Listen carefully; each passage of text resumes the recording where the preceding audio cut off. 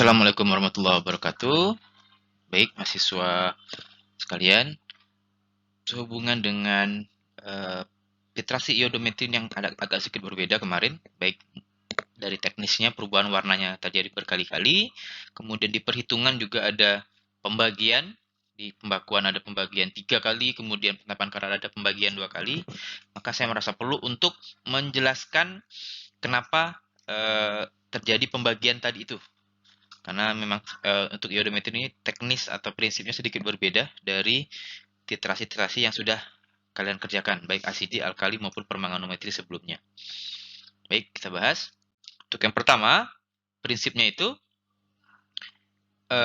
mirip seperti titrasi permanganometri kemarin. Nah, titrasi iodometri itu juga titrasi yang menerapkan atau menggunakan prinsip reaksi reduksi oksidasi. Mengenai apa itu reaksi reduksi dan apa itu reaksi oksidasi, seharusnya sudah kalian dapat di teori kimia dasar ya. Nanti harusnya juga itu masuk di pembahasan. Senyawa mana yang mengalami reduksi, senyawa mana yang mengalami oksidasi. Kalau mau nilainya bagus. Kemudian, nah di dalam titrasi iodometri ini, kalian menentukan konsentrasi baku sekunder di pembakuan atau menentukan kadar sampel di tahapan penetapan kadar itu berdasarkan iod yang dihasilkan. Jadi gitu ya.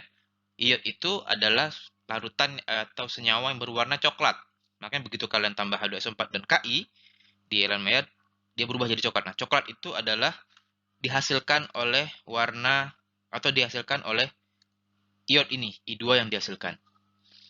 Ya, jadi itu penjelasannya kenapa terbentuk warna coklat tadi, karena dihasilkan iod. Nah, iod itu yang kemudian dititrasi oleh larutan baku sekunder.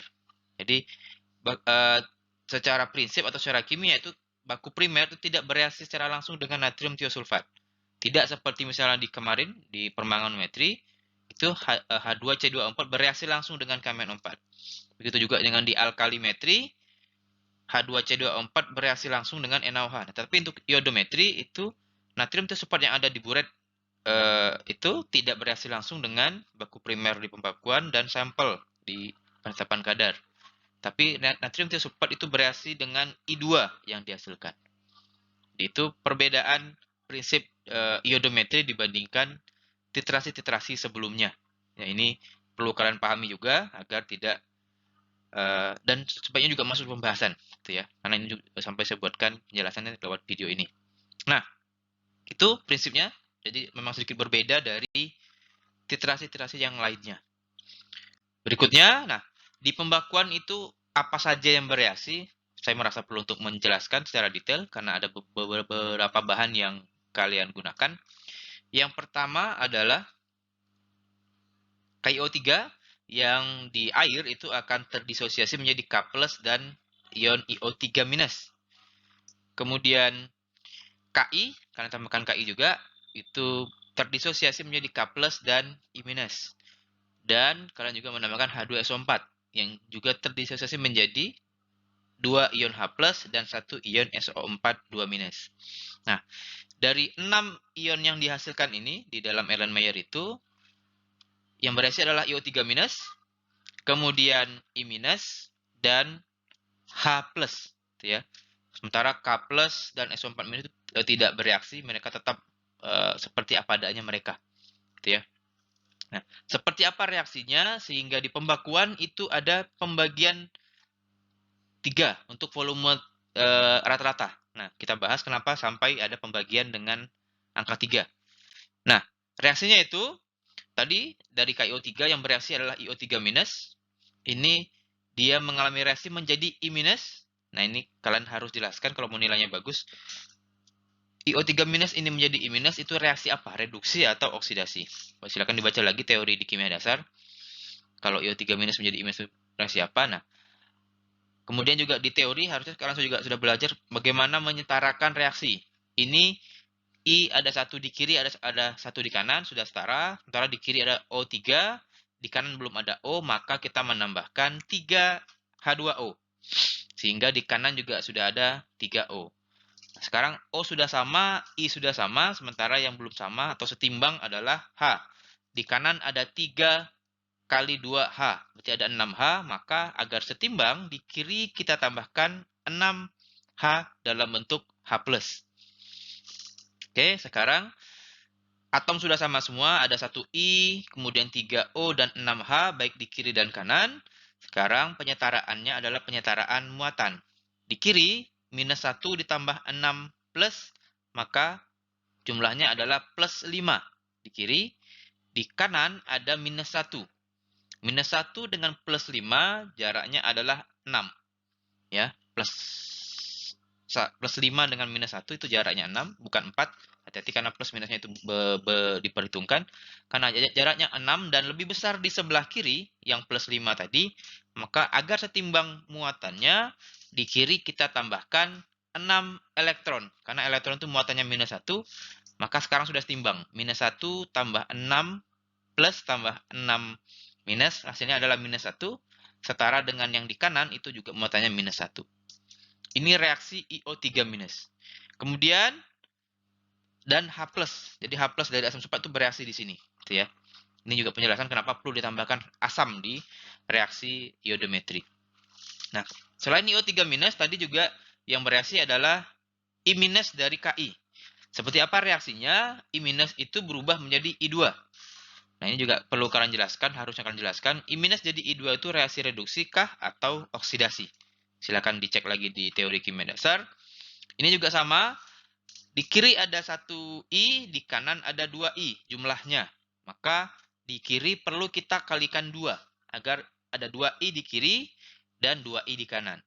Nah, sekarang atom sudah sama, sekarang kita menyamakan muatannya. Di kiri ada 2 kali minus 1 minus 2, di kanan ada 0. Karena ini nggak ada muatan, berarti 0. Karena di kiri minus 2, di kanan itu 0, maka di bagian kanan kita tambahkan elektron sebanyak 2. Maka menjadi setara. Di sini minus 2 dan sini juga minus 2. Nah, sekarang masing-masing sudah setara. Tetapi karena mereka berdua ini bereaksi, kita ada penyetaraan lebih lanjut, yaitu adalah menyetarakan jumlah elektron. Kita lihat IO3- menjadi I- itu menghasilkan atau memerlukan 6 elektron, sementara I- menjadi I2 itu melepaskan 2 elektron. 6 dengan 2 itu belum setara, maka agar sama atau setara, 2 ini harus kita kalikan 3. Sehingga hasilnya menjadi 6 I- menjadi 3 I2 plus 6 elektron. Maka sudah sama-sama 6 elektron di kiri panah dan 6 elektron di kanan panah. Nah, pengalian 3 untuk reaksi I- menjadi I2 inilah yang menyebabkan di pembakuan itu volume rata-ratanya dibagi 3. Itu penjelasannya.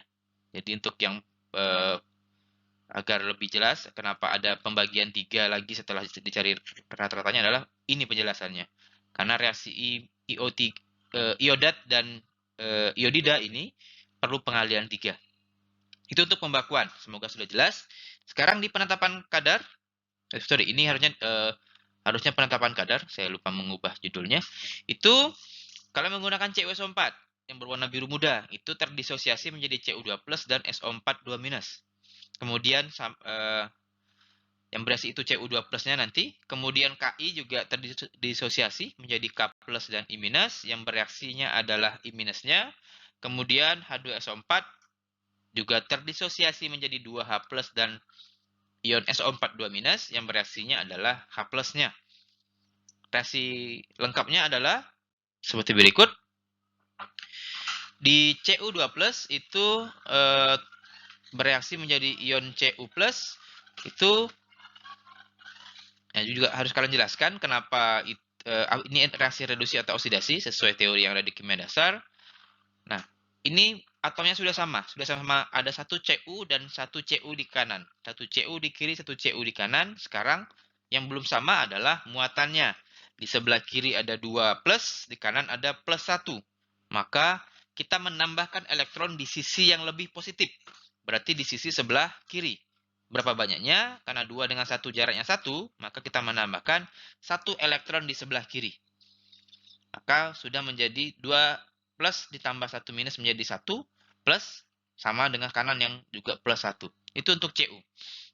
Kemudian Selain Cu, di penetapan kadar juga terjadi reaksi I- tadi.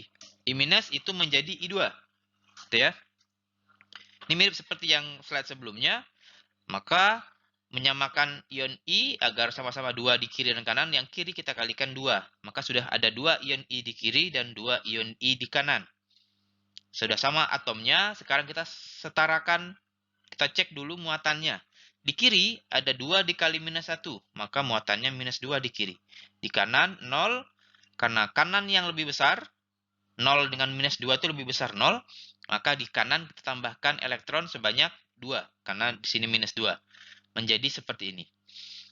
Jadi reaksi untuk I- adalah seperti ini. Nah, sama seperti tadi, kita harus menyamakan jumlah elektron. Di kanan ada 2 elektron, di kiri panah ada 1 elektron. Maka yang satu harus dikali 2. Ya, ada 1 di kiri, ada 2 di kanan, maka yang satu ini kita kalikan 2. Sehingga hasilnya adalah 2Cu2 plus ditambah 2 elektron menjadi 2Cu plus. Sudah sama-sama 2 elektron di kiri dan kanan panah.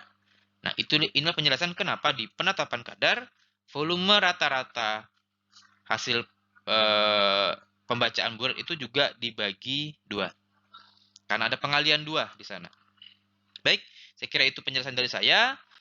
Semoga bermanfaat dan bisa menjelaskan, dan seharusnya ini juga masuk di pembahasan laporan kalau mau nilainya maksimal.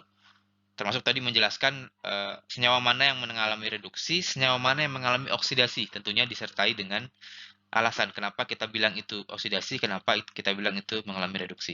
Baik, terima kasih. Semoga bermanfaat. Saya Iri. Assalamualaikum warahmatullahi wabarakatuh.